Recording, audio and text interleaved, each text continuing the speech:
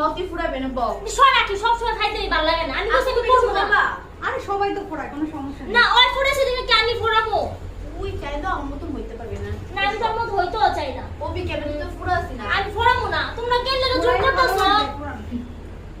যদি না ভালো লাগে তাহলে দেখো যদি আপু আমার বলতেছি তোর ফুরাইলে সুন্দর লাগবে কিন্তু তোর বলবো আপু যদি বেতা দাও জোর করে আজকে ফোড়াই দিব এই বেতা দিও না আপু যদি কিছু দাঁড়া, হয় চুপ।